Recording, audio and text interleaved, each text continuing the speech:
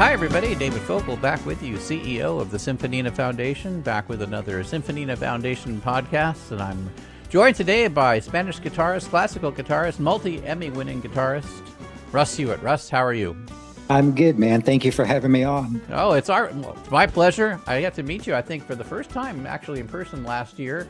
We were maybe meeting before the Hollywood Independent Music Awards or something like that. I think, some of these things tend to blend together, but it's great to catch up with you here. I know you have a lot of projects that you're working on, but I wanted to get to the start when, I think you were telling me before we got started, you grew up in Florida, moved to Texas when you were young. You're still in Texas, and you did your degree at University of North Texas. Was guitar your first instrument? Yes, it was. It was, I had an older brother who played guitar. Mm-hmm. And as all younger brothers do, I just kind of followed in his footsteps. So I got a very cheap Hondo guitar, and it just kind of happened that my friends I was hanging out with at the time all started guitars, so it just kind of worked that way. I just kind of toyed around with it. I really didn't take it too seriously until my brother ended up quitting the guitar and selling me his nice Gibson Explorer. There you go. And once I was able to play that guitar, and a good instrument makes all the difference in the world. And I just kind of took to it from there and have been going ever since. When you were playing, how long did it take you to decide this is what you wanted to do as a career? It was, the funny thing was, I started off as a rock guitarist. So I think everybody that does rock music or rock guitar, just, that's what they want to do. So my whole goal was just to get my band signed and so forth. And everything kind of happened around that time. Like MTV became popular, videos became popular. I was able to drive and go to concerts. And it was just, there's just a certain feeling I got watching the musicians, watching the bands play, and even to this day, like I still geek out. I still get excited going to see bands or really good guitarists or, so I still have that excitement in me, but it was early on. I was like, this is what I want to do. And, I made a deal with the parents, like, well, I'll go to college, but, if my band gets signed, that I'm going on the road, and right. Sure enough, a degree later, I'm like, okay. Okay. All right. Let's see where that went. Right. Yeah. Well, when you were playing, you play rock, you said? Yeah. So it was rock and heavy metal, It was Iron Maiden, it was Ozzy, it was Judas Priest, it was all those guys, Scorpions, right? All that. Oh, love the Scorpions, and then the whole neoclassical phase hit with Yngwie and all the guys that are on the Shrapnel records, like Paul Gilbert, Greg Howe, Tony McAlpine, Vinnie Moore. So then that really got my classical thing going. Of course, I was a fan of Randy Rhoads. Yep. And there's a guitarist from a band called Triumph named Rick Emmett that really got me into the three-man band. Triumph, really very famous three-man band. Yeah. Mm-hmm. I'm excited. They're coming to town. I got tickets to go see them. Okay. But I, fight the good fight, Russ. Right? Oh, right. Yeah. Never surrender. Yeah. Absolutely. So that was within that style, and then because of the rock guitar stuff, and then classical guitar was always a big thing in that world with Yngwie, with again Rick Emmett and Randy Rhoads. I picked that up, and that was kind of my foray into the classical guitar. But even as I was going to college at North Texas, getting a performance degree in classical guitar, I still was doing rock bands at the clubs in Dallas and pursuing that at the same time. Yeah. But against it, have you decided, like, have you hung up the heavy metal rock guitar? Or you just focus on classical now only, or do you ever go back to putting in, pick up a Van Halen lick or something? Oh, sure. No. Well, a lot of my playing is simply a combination of, a lot of my soloing is all my little shred licks that I learned from back in the day, plus gypsy jazz and a hybrid of, a dozen other things. But I still keep up with the latest the bands, and that's just the music that I listen to and enjoy the most. But short of getting on a or touring band and doing that route, to do another original project with that, getting back into a rehearsal room, I don't have the time to do it. I've got other outlets for creativity, luckily, but it's there. I still have all the electric stuff, and on occasion, with YouTube now, I'm like, I'll see a concert or somebody doing a tutorial. I'm like, oh, that's how they played that. So then I'd pick up the guitar and just finally learn something I've always wanted to learn. That's great. Do you ever pick up any other instrument besides guitar, piano, a wind instrument, anything else?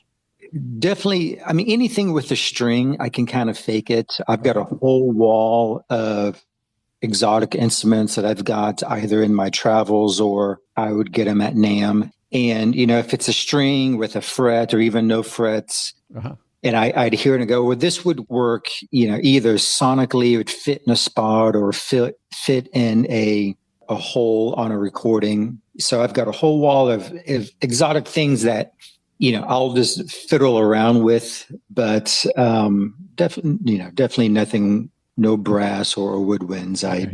I don't have that talent. Well, it doesn't take talent to pick it up, Russ. You can always just try. I tried violin for 4 months. That was enough for me. But everybody's got to know their limitations, and sure. It's fine. But it's fun. It's fun to pick up new instruments, and you may enjoy it. If you ever want to pick up a saxophone, just let me know. Okay. What are you working on this year? I know one thing you're working on is a project with Kit Wakely and many other guitarists that I saw promoted at the Classical Fantasia 2 last year. I don't know how much you can say about that, so I'm not going to ask too many pointed questions. I'll let you guys do your promotion as you might like, but I'm looking forward to that project. And you might have some other things that you have going on. What would you like to highlight for 2026? Well, definitely the project with Kit is all consuming. We've got pretty much a year mapped out of stuff. The other guitarists in the group, they're just insane players. They're really incredible. I mean, everybody involved in this project, their level of musicianship is off the charts. And we've been working on it. We were at Abbey Road for 3 days. We recorded there. We recorded with the London Symphony Orchestra. We used a 70-piece version of them. And then for the guitars, it's huge. It was, and it was really something. I mean, we're doing two of the tunes that we're remaking two of my originals. So nice. Okay. It was really something incredible to hear that the London Symphony at Abbey Road recording a remix version. It must or be a total thrill version. For you in the moment. That's great. Yeah, it was something special. And then on the third day, the guitarist had Studio 2, the official Beatles room up there, and it was a very surreal moment to be able to record in that space. Last Monday, I just got back from the power station doing overdubs for the same project. Okay. And so it's coming along. It's going to be pretty exciting, and once it finally gets released, which should be, I mean, hopefully in 2 or 3 months it'll be out. Good. All right. Well, we'll all look forward to that. I know you've had the opportunity to play on so many other people's projects over the years. There's a list of them on your bio. It's a long list already, and I'm sure there'll be many, many more. But I think, as we were talking about before we got started, you might be working on some new material for your own original album. Do you expect that to come out maybe at the end of 2026, or are we thinking about a 2027 project? It'd definitely be 27. Okay. The plus and minus of being a musician is you get invited on doing other projects, and particularly after I release an album, I get a ton of work, which I'll happily take, and it's always fun to play on other people's project, particularly if it's even out of your wheelhouse a little bit. It just it's always good for the brain and the fingers to do something that you're not entirely comfortable with. But then I look up, and after a couple of years, I'm like, oh wait, I need to get back to writing and recording my own stuff again. So I've got a good template of songs for the next album, and it's funny. It's if I'm doing stuff for other people, I can get it out super super quick. When it's writing my own stuff, then it's just it's all the headspace and the mental games. Like this is Yeah. gonna last forever, and does this song define me as an artist? And there's all these extra pressures I put on myself. So it takes me a minute to write the songs, and I mean it gets ridiculous. Like I would spend 3 hours, 4 hours on whether or not I should start a note on the up of three or the down of four, and just it gets kind of minute that way, and I need to find a better way not to do that. But it's kind of how my head works. Well, But it creates so great it's music, coming. Russ, so you can't second guess it too much. Well, thank you. Well, see now there's more pressure. So now I'm like, will David say this about this song? So, but it's funny. It's because I started recording, many, many years ago, where if it was a local recording or a local band, it will live in its little cycle, but then it will disappear. And now with YouTube, with social media, with streaming services, like once a song is out, it's there forever. Like there's no taking it back. There's no like, well, I hope they forget about, this one song or project. Like it's going to be there. So it's like, okay, if it's going to live forever, then it's gotta be good enough to where I don't regret it a couple of years later. So it's the paradigm in which music is consumed and is out there now has changed my approach on releases. Yeah, I appreciate that, Russ. I think, part of the mindset for that is who are you releasing your music for? And if you're releasing it for yourself, then I'm guessing you are your own harshest critic. So that's fair enough. But I think the rest of us would be very pleased with almost anything that you play. Well, thank you. Yeah, and it just again, it's how my mind works. That I'm thinking, I always, like for any project, I'll never have more than two songs in the same key. I'm always doing odd time signatures, different feels, different rhythms, and then Hmm. I'm thinking, okay, well, how will these songs work with my other songs when I play live? And I have a gap. Okay, I need a Malonga song. All right, so I'll focus on that. Or then I try to be too clever. It's like, okay, a bolero. What if I wrote a bolero in 5/4 instead of 4/4, and then or maybe 6/4, because then that would be cool. Like, then I try to be too clever. Like, and yeah, I I mean, got you. Yeah, I got you. Well, with all that music theory kind of stuff that we're talking around here, did you ever think about going to get a graduate degree in music of any kind?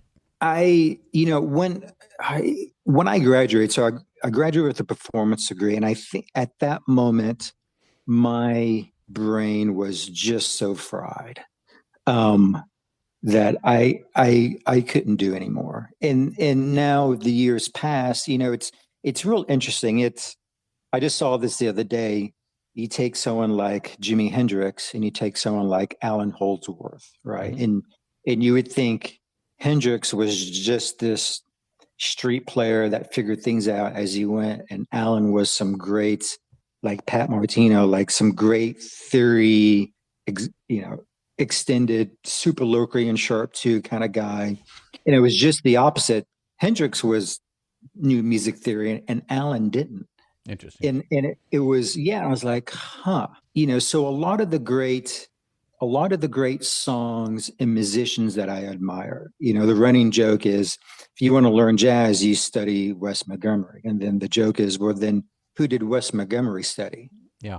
And you take that to the Beatles. Well, you want to learn how to write a great song, learn the Beatles, which is true, and which I did. But then who did the Beatles learn the Beatles from? So I think with what I'm trying to accomplish, which is listener friendly and accessible music with a lot of little clever things in there that will start to reveal themselves if you dig deeper. I don't know if further education will get me closer to that point. Although, I having said that, I'm continuously always analyzing, breaking down song structures, key changes. Like, I did a cool key change on a song on the last album that I'm like, oh, that was super cool. Maybe a common knowledge, but I think the self discovery of something in the immediate application works best for me. As opposed to learning a bunch of theory and then trying to apply it. Like, what works for me is if I get stuck or I want to do something, then forcing my brain to think of a way out of it, I guess, to me is more satisfying. Yeah. I don't know. It's, there's always the debate, the book smart versus the street smart. And I see, I see both ends of it having, particularly come from the school side of it. But I think ultimately with my goal with music is the listener is the end goal. Would my wife enjoy it? Would my mom enjoy it without me having to do a 3-minute prep on, my theory concept behind what I want them to experience? I'm just going to have them listen to it. And if their initial reaction is good or bad, that's the reaction that I'm going to base it off of. Yeah, I appreciate what you're saying too about kind of figuring things out for yourself. It reminded me that Richard Feynman, famous physicist, had a line: "There is a certain joy in figuring things out for yourself," and instead of being told everything, like, here's what to do. It can't be slower to figure it out for yourself. Sometimes you just wish somebody would tell you, just do it this way. It's fine. And then maybe try that. If it worked for you, it does. If it doesn't, then you move on to try something else. But there is a certain joy and satisfaction of figuring things out for yourself, even if it is the hard way sometimes.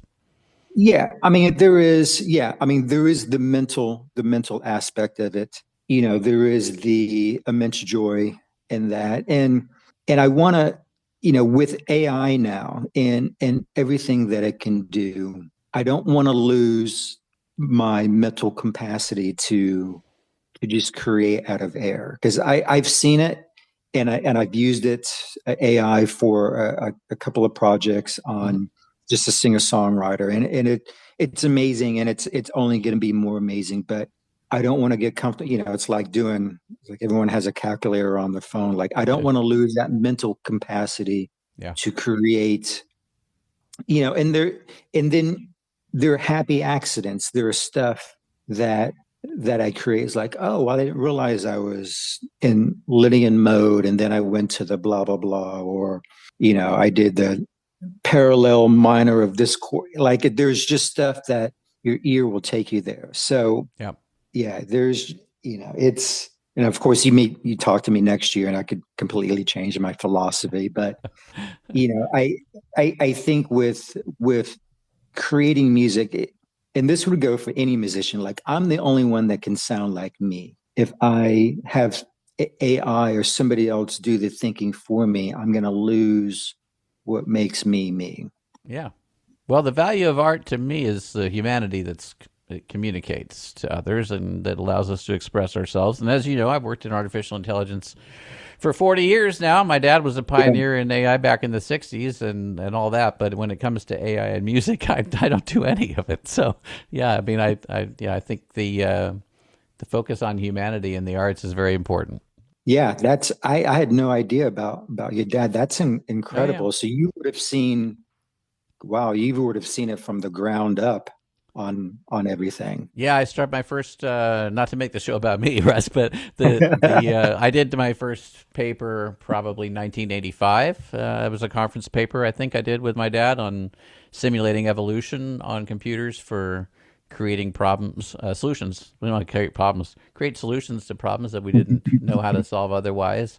And I've worked in lots of different areas, including professional sports and defense and finance and medicine and all sorts of things. But when it comes again to music, I really, don't use it very much. I do some things with stem separation to Hmm. get a better idea of what's going on, like for analysis, so that I can better understand it. Like we were talking about what patterns there might be in there, and how can I extract that information to help me create something.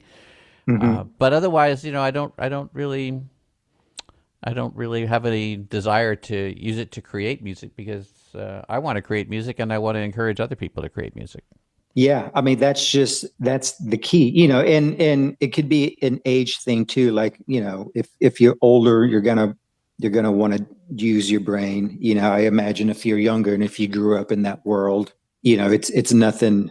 You don't think twice about it. But yeah, it's music just it comes from it comes from somewhere, and it's just if it's sitting at a desk blankly for an hour until you finally stumble upon something, and then the flood of ideas and a completed project. I mean, that's the beauty and the suffering of creating and writing your own stuff, is that there is that the suffering, the thinking, the overthinking, the redrafts. I mean, there's beauty in all of that I definitely don't want to lose. There is. So, the mission of our foundation is spreading the joy of symphonic music to young audiences around the world, and older audiences too, I would say.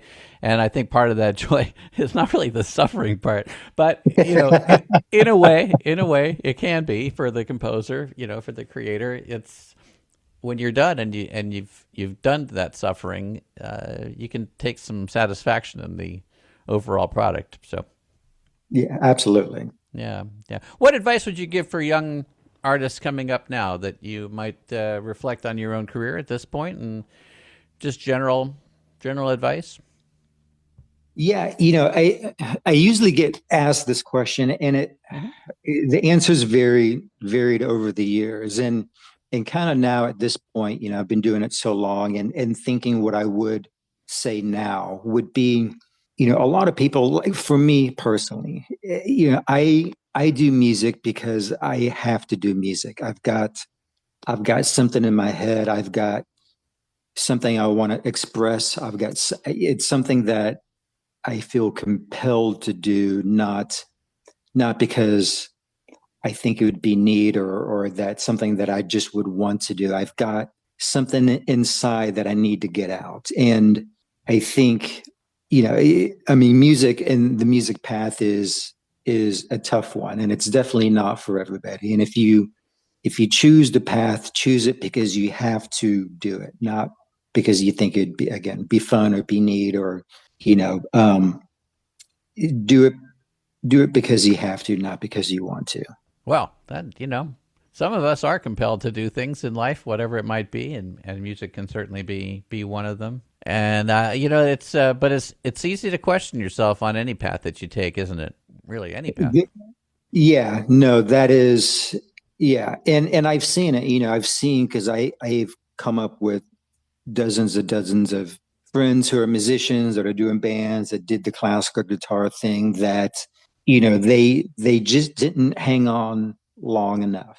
And there is something to attrition. There is something to just forging your path. Sometimes that path isn't always yours to decide. There are Yep. things that happen externally. There is a gazillion stuff, and the reality of it too is that you still have to make a living, and make money at it. I've been very fortunate to be able to do that, to make a living, basically playing my own original music, and then being invited to do projects and session work and so forth. So I am very fortunate, but there is the reality of being able to being in a situation, be able to stick with it long enough to get your footing and make a living of it. Yeah, there is something to that saying of like 90% of success is showing up, and you have to keep Yeah, showing up, whatever it is that you're doing. that's true. And people don't see the work, or they don't see the time behind the scenes. So it is, some of it is just putting your head down and just doing the work. Yep. You know, and it will take. Yeah, Go ahead. I was speaking of that before we let you go. How much do you practice? A ton. It's weird. I thought the answer was going to be. Yeah. Yeah, it's weird because when I do gigs, so if I'm doing a gig that night, then I won't practice. Then I would write, do administration stuff. There's always a thousand things to do. Right.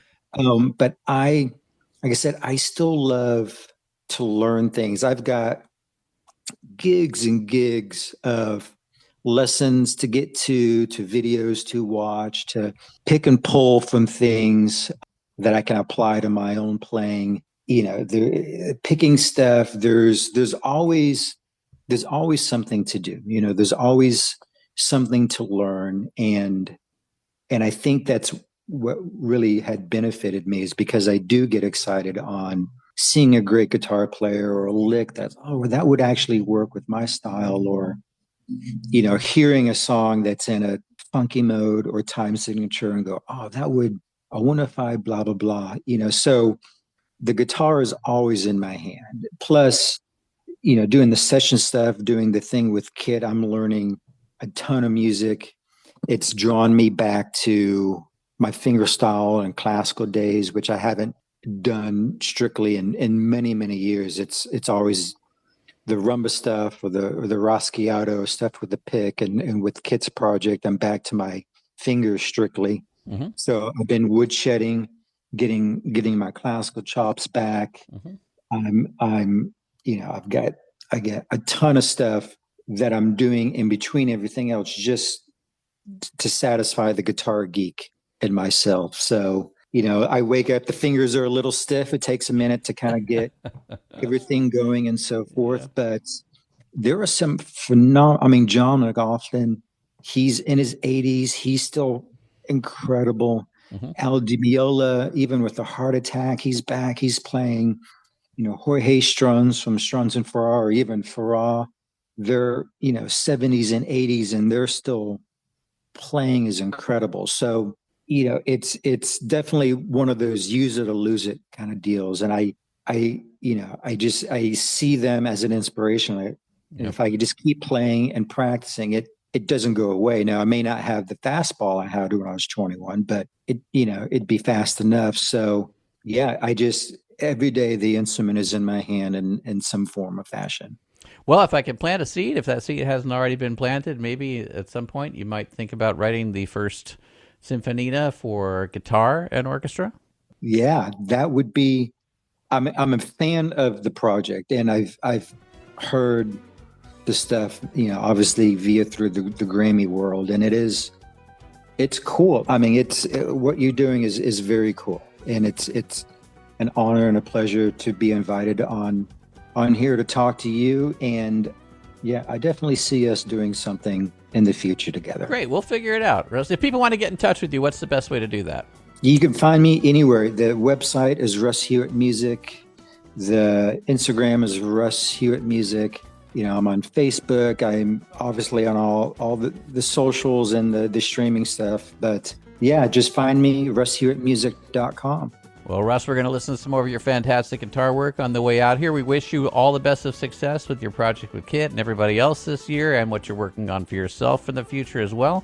And if there's anything we can do to be of help to you at the Symphonina Foundation, just let us know. Awesome. I appreciate it.